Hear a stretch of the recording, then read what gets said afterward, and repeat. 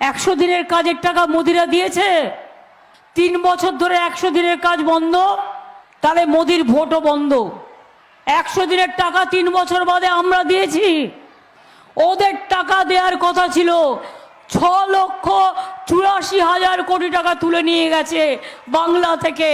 এখনো 1,74,000 কোটি টাকা ওদের কাছে আমরা পাই।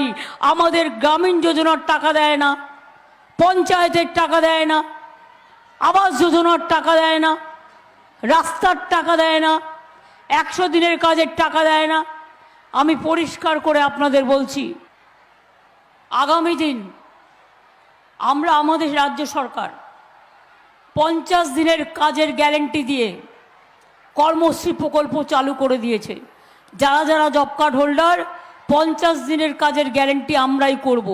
রাজ্য সরকার 50 দিন যদি কেউ কাজ করতে পারেন, 60 দিন করুন, আমাদের কোনো আপত্তি নেই, আমরা করে দেব। 11 লক্ষ বাড়ির টাকা দেয়নি, বলে দুর্নীতি হয়েছে। প্রমাণ দাও। বারবার বলেছি, বাংলা, বিহার, মহারাষ্ট্র আর উত্তরপ্রদেশের 4টে লিস্ট বের করো, বের করে দেখাও উত্তরপ্রদেশে কত দুর্নীতি হয়েছে, বিহারে কত দুর্নীতি হয়েছে, মহারাষ্ট্রে কত মহা দুর্নীতি হয়েছে, আর বাংলায় দুর্নীতি হয়নি। আমি আপনাদের বলি, আফটার ইলেকশন 11 লক্ষ বাড়ির টাকা আমরাই দেবো।